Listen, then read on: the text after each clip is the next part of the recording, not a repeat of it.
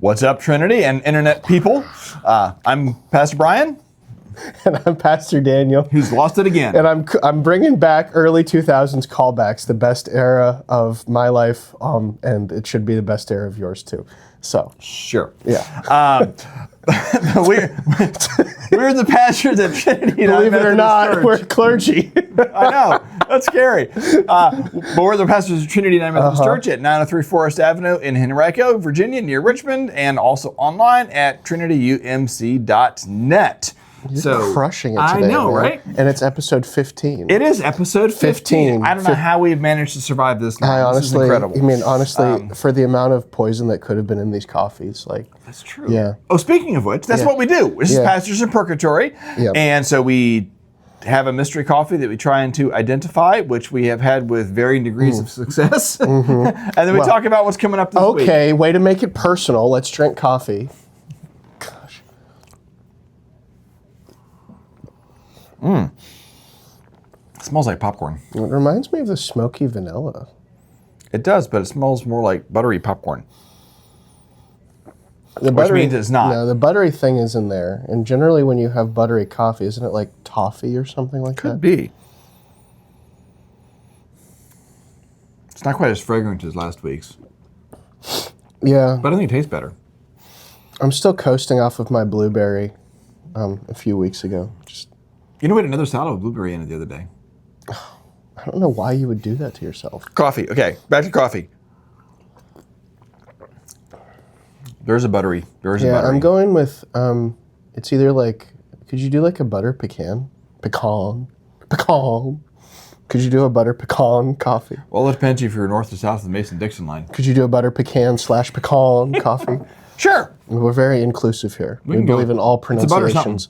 Whoever pronounces pecan, however you do it, you're all welcome at Trinity, right? Yes. Yeah. That's because there's this thing called grace. Yeah, exactly. Yeah. Okay. How close were we?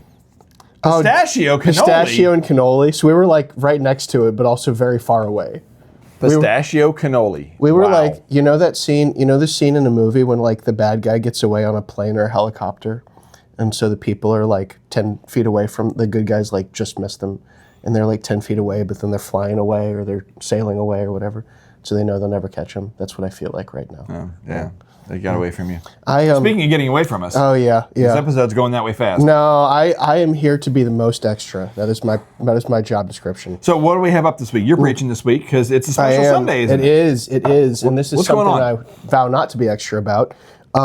Is Confirmation Sunday. So this Sunday, so we've had a group of teenagers joining in kind of this process, coming together in this process of learning about their faith.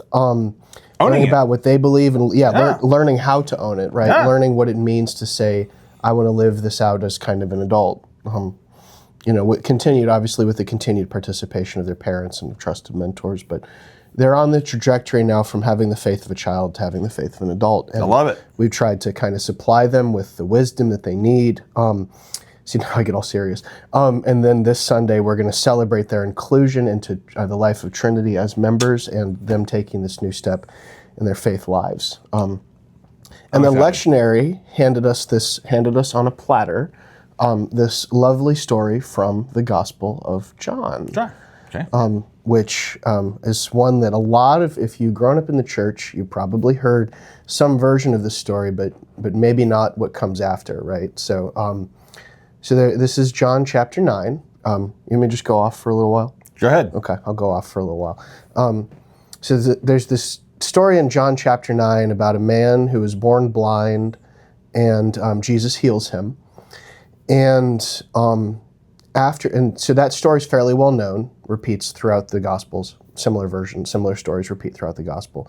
But there's this really powerful moment kind of at the end of that story where a group of Pharisees come and question this man and are very confused and concerned as to how he has suddenly been able to see. And when they find out it's Jesus, they start being very angry. He worked on the Sabbath. He did a bunch of things that he wasn't supposed to do according to the Pharisees. Pesky rules. Don't you hate it? I mean, so I pulled this up just because I want to read it. And I think it's a really, really, really powerful statement for us. This is the response to the man who was healed, to the people who are asking him all these questions. This is speaking about Jesus. This man is speaking about Jesus. Whether he is a sinner or not, I don't know. One thing I do know, I was blind, but now I see.